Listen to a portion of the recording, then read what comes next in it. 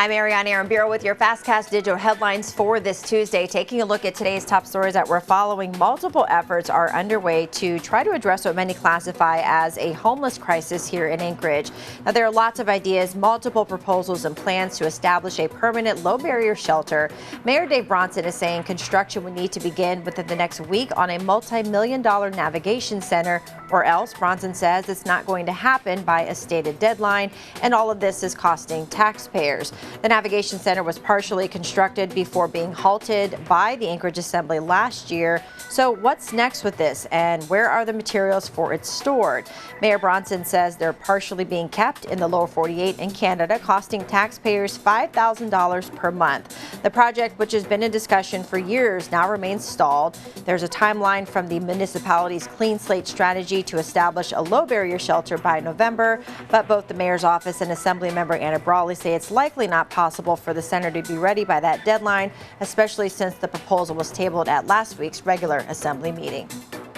The ball is in the Assembly's court. They're going to have to figure cold weather sheltering out. I've given it my best for 2 years. I came up 2 years ago with a solution. We had studied it extensively. We looked at 72 different sites around the city. Assemblymember Anna Brawley says there have been recent talks about the Navigation Center with increased cooperation between the Assembly and the Mayor's office than in the past, but the Navigation Center had ultimately been originally halted because of multiple concerns.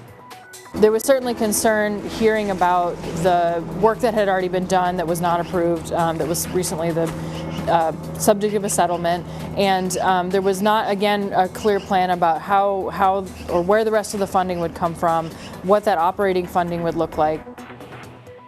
And teens in Anchorage can now ride Uber and request meals through the app more freely with their parents' permission. The company says parents can invite their 13 to 17-year-olds to create a specialized Uber account. Uber says the app will have safety systems in place like live trip tracking and also PIN verification.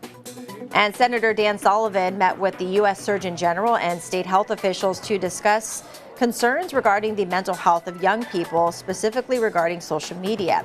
At Monday's meeting, Senator Sullivan says to expect related legislation soon.